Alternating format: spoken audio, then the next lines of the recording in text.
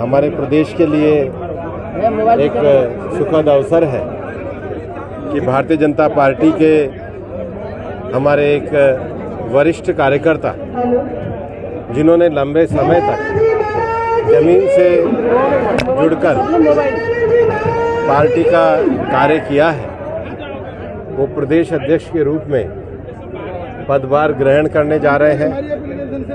Party के विधायक भी रहे, अनेक दायित्वों पे भी रहे, राज्यसभा के सांसद के रूप में भी हैं, समाज के पिछड़े वर्ग से भी आते हैं। और मैं मानता हूं कि जिस प्रकार से हमारे पूर्व अध्यक्षों ने और सीपी जोशी जी ने एक अच्छी भूमिका को निभाया है, मदन राठौड़ जी के नेतृत्व में भारतीय जनता पार्टी संगठनात्मक रूप से राजस्थान में मजबूत बनेगी और उनको शुभकामनाएं भी देते हैं। आज अलवर क्षेत्र में सुबह बहरोड विधानसभा क्षेत्र में मेरा ये दौरे का कार्यक्रम है।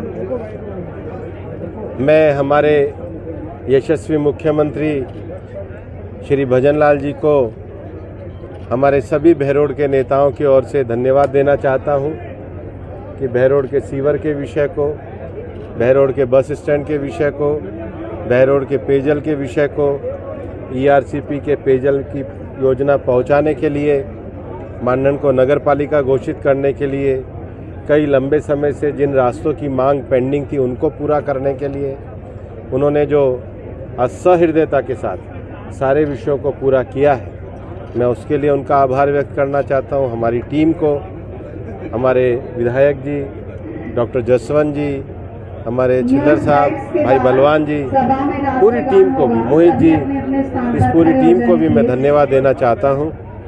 और माननीय प्रधानमंत्री जी के नेतृत्व में जो स्किल के विकास के लिए, नौजवानों के विकास के लिए जो योजनाएं और घोषणाएं की गई हैं, और विशेष रूप से मैं चाहता था कि हमारे इलाके में जो इंडस्ट्रियल सेक्टर में जो मैन्युफैक्चरिंग यूनिट्स आई हैं उनके साथ संवाद होना चाहिए।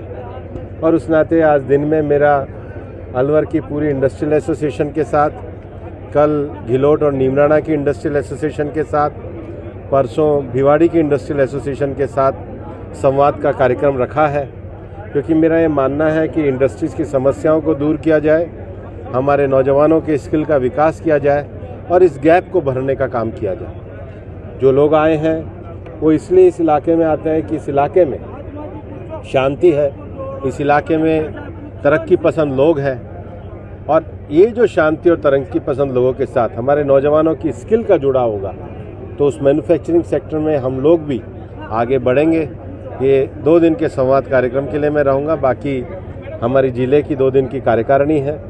और निश्चित रूप से मैंने कहा था कि मैं जब चुनाव के बाद एक धन्यवाद का कार्यक्रम करूंगा, लगातार जैसे जैसे गाँव में जा रहा हूं मैं करूंगा ही, लेकिन मंडलों के भी 39 के 39 मंडलों में भी जाकर के मेरा धन्यवाद का कार्यक्रम है। तो ये पार्टी की जो हमारी 2 जिला कार्यकारिणी कल होगी उसमें जो योजना तय होगी उस हिसाब से। सर, अभी आपने उद्बोधन में कहा पहला योजना एक पेड़ माँ के नाम है, कितने पेड़ आप देश भर में? देश भर में इस समय 16 करोड़ पेड़ लगे हैं, बल्कि इससे भी आगे बढ़ के आज हमारे गंडाला गांव में तो पक्षी घर भी बनाया गया।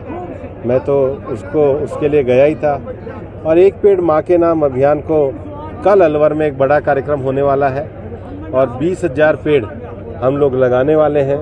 इसकी जिम्मेदारी हम एनजीओस को, विभिन्न समाजों को, विभिन्न वार्डों को देने वाले हैं। 6,000 ऑलरेडी लगा चुके हैं रोडवाल के अंदर, और इस अभियान को हम अलवर से भी जोड़ने वाले हैं। सर, अभी आपने उद्बोधन में कहा कि नेता समाज को जातियों में बांटना चाहते हैं। राहुल गांधी ने अभी एक चक्रव्यूह का जिक्र किया था।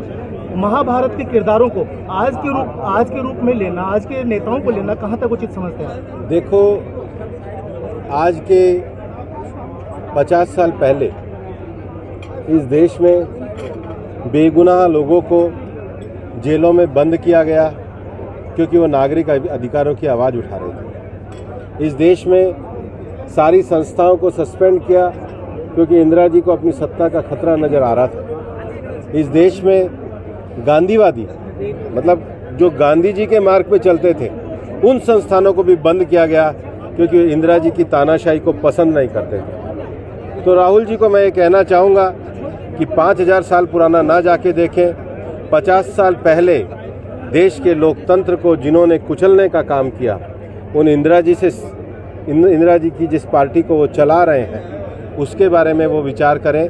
ये देश कांग्रेस की झूठी बातों में नहीं आने वाला है। पूरे देश ने देखा लोकसभा चुनाव में जिस तरीके के आरक्षण को लेकर के इन्होंने झूठ बोलने की कोशिश करी, उसके बावजूद भी देश इनके भ्रम में नहीं आया और इनकी जो बातें हैं वो केवल भ्रम में डालने के लिए। हकीकत ये है कि कांग्रेस का इतिहास इस देश के लोकतंत्र को ख़त्म करने का इतिहास रहा है।